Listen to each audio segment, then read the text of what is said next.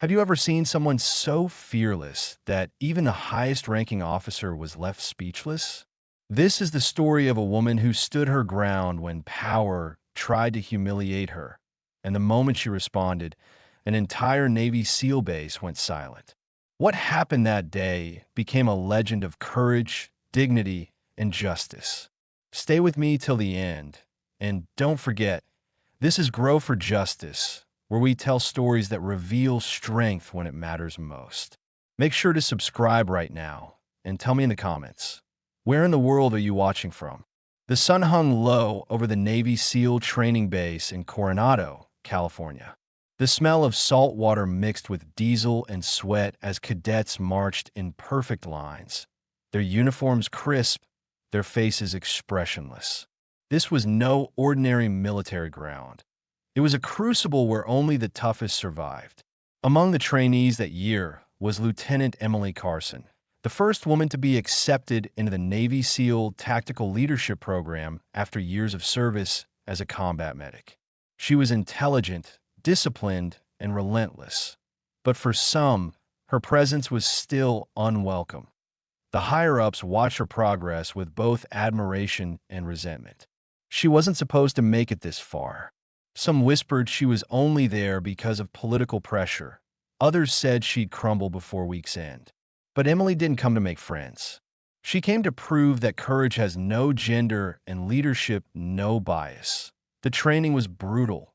14-hour drills, icy ocean swims, and obstacle courses designed to break even the strongest. Emily endured it all with quiet determination. Her squad respected her.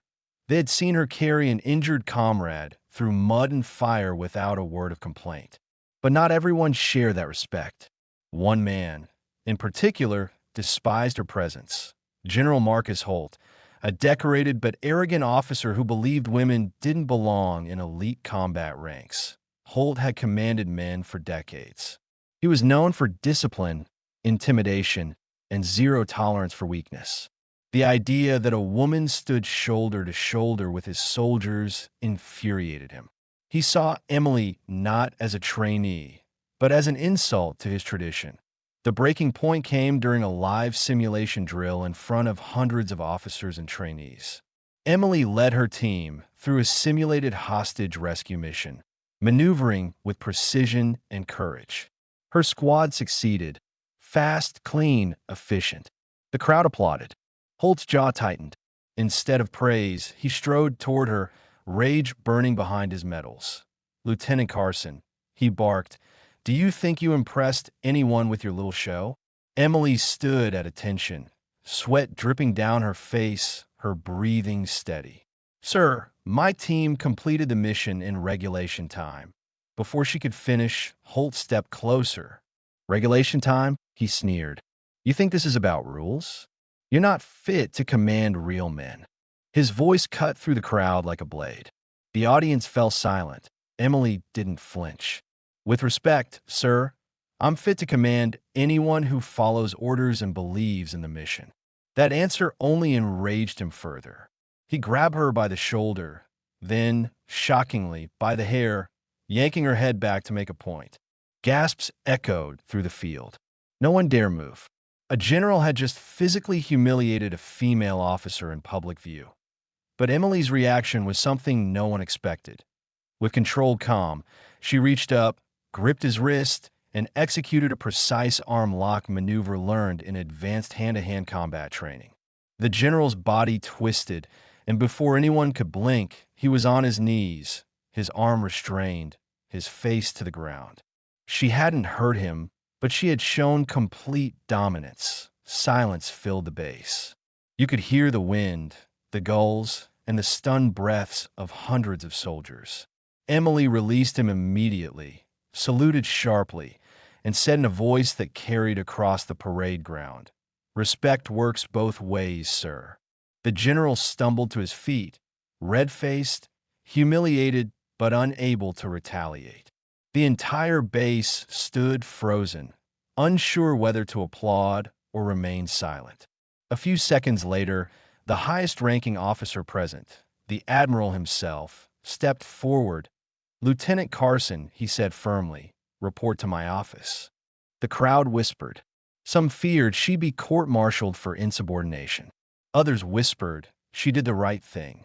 Emily's face remained unreadable as she followed the admiral. Behind closed doors, the admiral's tone softened. I saw what happened out there, he said. You didn't attack him. You defended your dignity. You handled it by the book. Emily nodded, her heart still racing. Sir, I only reacted because he made physical contact. The admiral sighed. You're right, and I'll handle the fallout. You did nothing wrong. Word of the confrontation spread across the base like wildfire. The next morning, Emily walked toward the mess hall expecting glares, perhaps even hostility. But what greeted her instead stopped her in her tracks. Hundreds of Navy SEALs stood in two lines along the walkway, facing each other. As she passed, one by one, they saluted her. No words, just quiet respect. Even the hardest men, the ones who doubted her, now saw her differently. Her act wasn't about defiance. It was about dignity. She hadn't fought for ego. She'd fought for equality, for every woman who had ever been silenced or dismissed. Later that week, the general was placed under review for misconduct. He was removed from his command pending investigation. Emily, meanwhile, was promoted and transferred to lead a special tactical medical division, a unit where she trained both men and women in battlefield medicine and resilience. Months later, when asked about that day, Emily said only one thing. It wasn't about strength. It was about respect. I didn't stand up because I wanted to fight him. I stood up because I wanted the next woman here to never have to. The moment became a defining story across the military community, an example used in leadership training sessions about ethics and professionalism. Soldiers would whisper her name with quiet pride. Lieutenant Carson, the woman who faced injustice with courage and control. Her courage rippled far beyond that base. Across social media, veterans shared her story. Mothers told their daughters.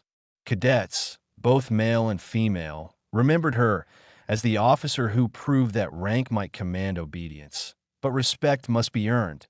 And so, her legacy grew, not through violence or fame, but through quiet, unwavering strength. This is what true justice looks like. Not revenge, not rebellion, just the unbreakable act of standing up when it matters most. Tell me, if you were in her place, what would you have done? And let me know in the comments. Where are you watching from today? Because this story isn't just about Emily. It's about anyone who's ever been underestimated and chose to rise instead of bow. That you're watching Grow for Justice, where we share stories of courage, truth, and dignity that deserve to be heard. Make sure you subscribe right now so you never miss a story that restores faith in what's right.